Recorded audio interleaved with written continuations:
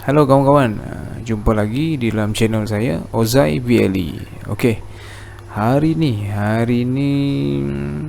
kita mau bercerita berkaitan dengan uh, 5 ataupun 5 poin berkaitan dengan kesalahan pemula-pemula ataupun breeder-breeder yang baru breeder-breeder yang baru berkaitan dengan proses pemijahan ataupun proses kahwin ikan laga. So di sini kita akan membincangkan kebiasaan yang saya tengok kebiasaan-kebiasaan yang biasa kita buat. Okey, poin pertama biasanya sebelum kita breeding, yang pertama sekali kita kena tahu adalah ikan. So ikan ni berapa usia dia, yang sepatutnya untuk kita buat breeding lah. So macam orang jugalah, so berapa umur yang matang untuk berkahwin. So sama jugalah dengan ikan. So kalau biasanya saya sendiri biasanya saya akan buat breeding kebiasaan umur ikan itu 5 bulan ke atas. So 5 bulan ke atas. So, bila 3 bulan sampai ke 4 bulan itu adalah tidak sesuai macam mana? Tidak sesuai, kemungkinan kita akan dapat anak-anak yang orang cakap pramatang lah, orang cakap pramatang. Itu satu. Yang keduanya, kemungkinan anak-anak tu lambat nak besar. Okey, lambat nak besar. Itu yang kedua lah. So umur indukan untuk kita buat breeding yang paling baik adalah 5 bulan dan ke atas. Kalau 6 bulan, 7 bulan, 8 bulan lagi baik lah. So itu yang pertama. Okey, yang kedua orang cakap benda yang paling penting lah, bila kita nak breeding, satu, kita akan dapat anak ikan. So bila kita dapat anak ikan, so yang paling penting sekali adalah yang kita perlu sediakan adalah anak-anak makanan untuk anak-anak ikan ni lah. So apa makanan untuk anak-anak ikan ni? So makanan untuk anak ikan ni banyak. Sekarang ni banyak dah orang buat. Banyak orang buat. Salah satunya orang cakap yang powder. Tapi saya tak pernah pakai lah powder tu. Yang saya selalu pakai, satu, Artemia ataupun BBS lah. So itu kita kena tetaskan lah BBS ni. So banyak tutorial di dalam YouTube. Kita boleh google lah macam mana kita nak tetaskan Artemia ni untuk jadi BBS. Okey, kalau kita nak malas sangat, kita carilah kutu air. Kutu air yang kecil tu dia panggil Moina. So kalau yang besar tu pun boleh, tak ada masalah, sebab dalam masa 2-3 hari dia akan pecah ataupun dia akan beranak lah, dapia tu. So dia akan jadi Moina ni kecil. So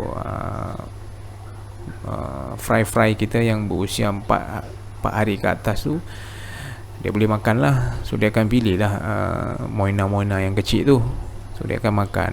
Okey, itu antara yang terbaik lah untuk makanan, untuk fry yang baru menetas lah. So powder pun ada, powder. Powder tu pun orang cakap baik. So boleh try lah. Itu kira orang cakap pilihan yang ketiga lah. Tapi untuk saya akan pakai BBS.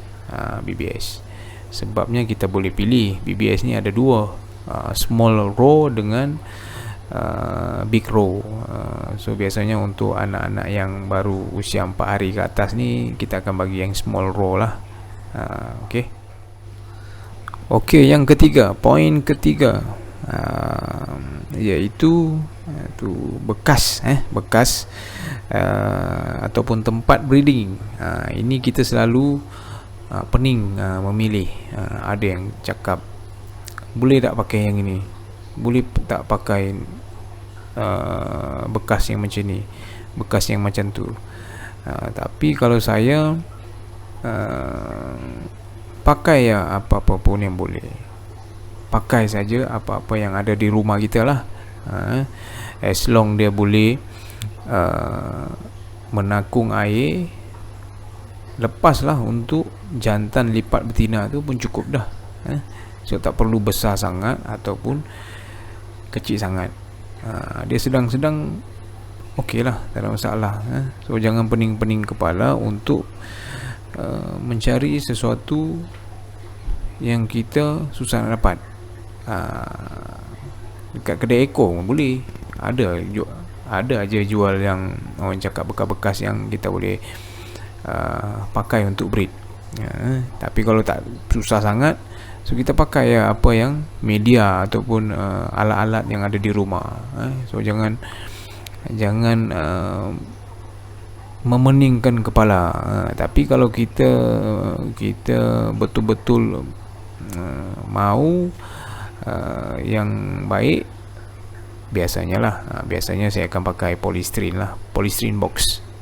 Dia tak besar ataupun tak kecil, ada aja dalam harga dia dalam RM7, RM8 tu. So pakai itu ya, itu yang paling baik lah, sebab polystyrene ni dia boleh mengekalkan suhu air tu. Itu yang kebagusan dia lah. So tapi tak ada jadi masalah. Kalau kita ada baldi kat rumah pun boleh, tak ada masalah. Kalau kita ada bekas-bekas yang tak pakai di rumah, boleh, tak ada masalah. Bekas-bekas bekal anak kita tu kan, kalau yang besar-besar sikit lah, jangan yang kecil sangat, pun boleh kita pakai, tak ada masalah. Tetapi seboleh-bolehnya ketinggian box tu biarlah boleh jantan boleh melipat betina tu lah. Itu ya, kalau saya macam tu ya. So buat masa ni tak ada masalah.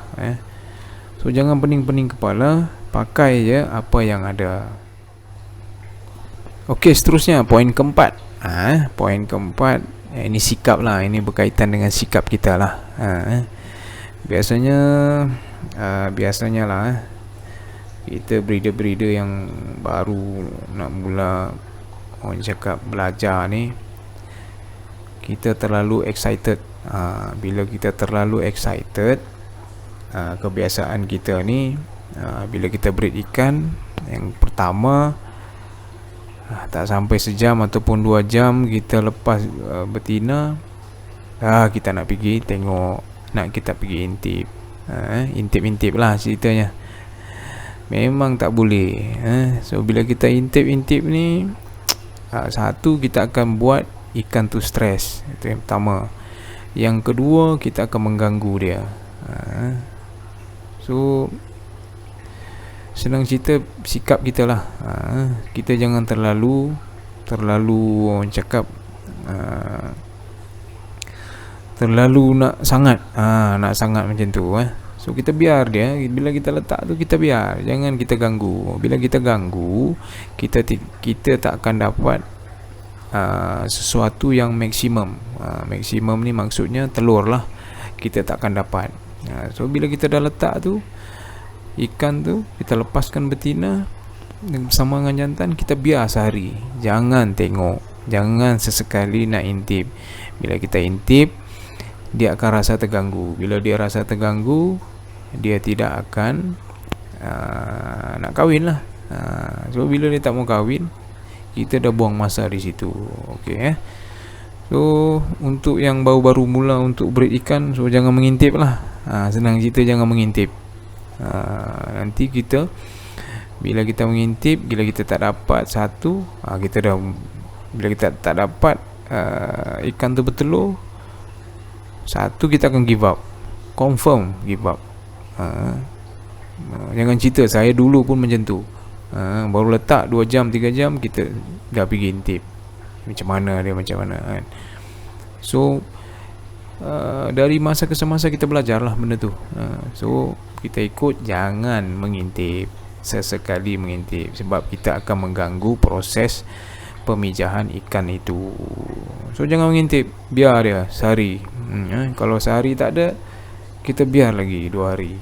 Bila 2 hari tak ada, kita angkat lah betina tu dengan jantan. Untuk saya maksimum 2 hari.